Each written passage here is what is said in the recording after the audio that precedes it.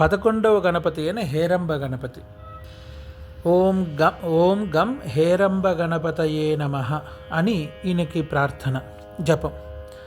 ఆరుద్ర నక్షత్రం వారు ఈ గణపతిని తొందరగా సిద్ధి చెందవచ్చు.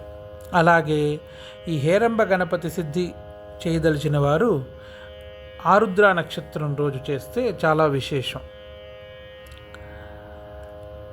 ఈయన జప ఆరాధన వల్ల, ఈయన ఆరాధన చేయడం వల్ల జరిగేది ఏంటంటే కాన్ఫిడెన్స్ పెరుగుతుంది. ధైర్యంతో పాటు కూడిన, వివేకంతో పాటు కూడిన వ్యక్తిత్వం పెరుగుతుంది.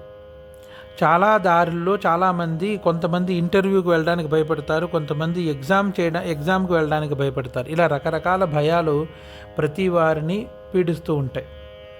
ఆ మార్గంలో వెళ్ళడానికి, అది వ్యాపారంగా, కొత్తగా వ్యాపారం ఆరంభిద్దాం అనుకుంటున్నాను కానీ చాలా భయంగా ఉంది అనేవారు కొంతమంది అయితే, కొంతమంది పొలిటీషియన్గా ముందరికి వెళ్దాం అనుకుంటున్నాను, రాజకీయాల్లో వెళ్దాం అనుకుంటున్నారు, ఆయన భయం వేస్తోంది అనేవాళ్ళు. ఇలాంటి వాళ్ళందరికీ ఏంటంటే ఈ హేరంబ గణపతి చాలా కాన్ఫిడెంట్తో పాటు శక్తిని, బుద్ధిని ప్రసాదిస్తాడు.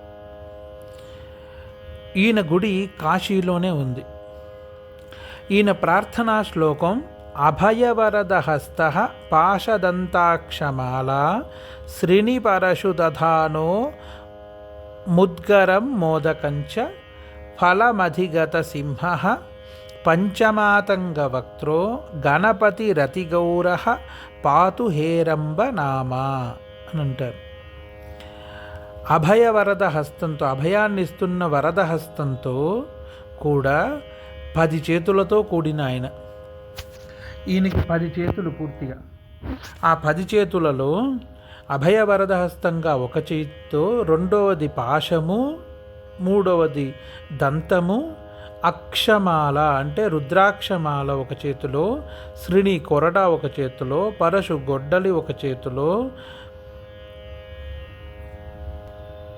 ముద్గరం అంటే సుత్తి ఒక చేతిలో, మోదకంచ ఒక చెయ్యి ఈ ఒక చేతిలో, ఇలా ఫలం అధిగత అని అంటారు.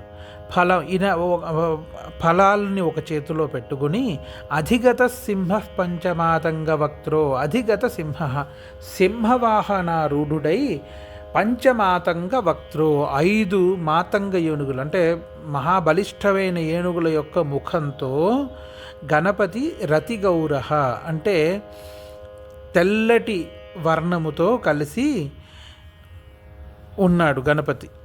ఆయన్నే నేను నమస్కరిస్తున్నాను. పాతుహు మాం హేరంబ నామా, హేరంబ నామంతో కూడిన గణపతి నన్ను రక్షించు అని ప్రార్థిస్తున్నారన్నమాట. ఈ హేరంబ గణపతి యొక్క ఆరాధన వల్ల ధైర్యము, విశ్వాసము పెరుగుతాయి.